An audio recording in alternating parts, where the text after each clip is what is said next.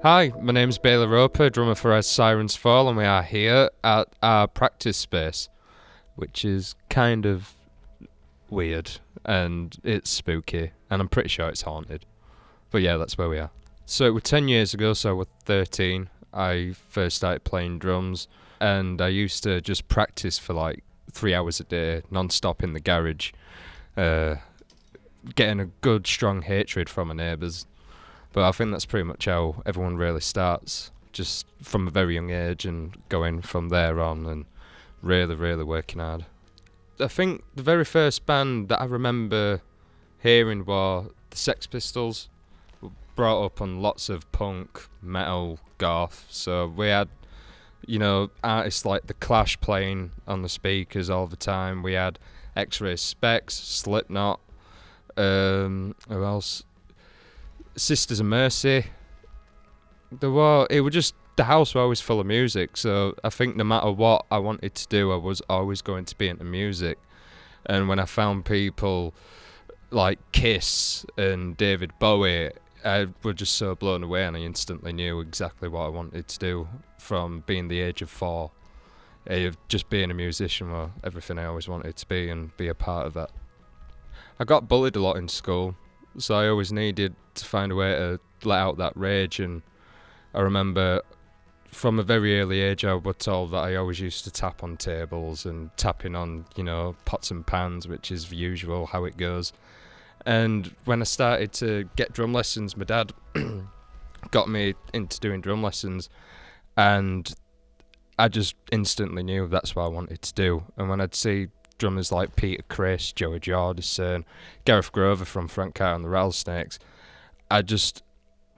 I knew exactly what I wanted to be in a band, and that was to be the drummer, because it's so much fun, so much anger, it's great. I tried doing stuff in school, obviously didn't play any gigs. I started something up in college, and I kept that going for a little bit, and then I just kind of started to try play around the scene, and then I eventually ended up landing a gig playing in the band The Sirens Fall. So Download was something that I've always wanted to do. I remember first going there in 2013 and thinking to myself, like, this is definitely something I am to do, and we got to do it in 2019. My first one? Yeah, 2019. Yeah.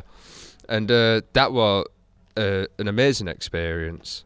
We were playing in the VIP stage, so that was on the Thursday before the festival kicked off, and it was raining, typical Download weather.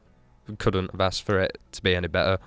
We were very well received, but yeah, it was definitely like a dream come true, because it was something that I've always wanted to do, and it was such a goal.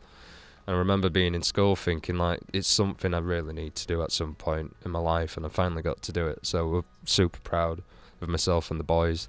When I'm playing the kit, I always look for tone, and I always look for a lot of sound depth that comes in within the kit. So I really like my kit to sound very sharp and crisp and doesn't have too much of a ring to it. Obviously I can use dampeners to help with that tone, but I tend to look for something that kind of gives a lot of power and a lot of drive behind the beats that I'm playing, and just feels like a bit of a kick to the teeth. So I always look for something like that that's very power driven and just sounds absolutely gorgeous. So with my Natal kit, it's custom made with a black and gold sparkle finish. It's Cafe Racer, and all with custom sizing, and it's set with a layout that I really wanted. So I have it with a bass drum, high tom, 2 floor toms, fairly simple setup, but with the depth, it just sounds absolutely insane. The Natal snare that we have sounds like an absolute gun, which is a copperhead, and it's absolutely beautiful, and I just love it. It's an absolutely amazing kit.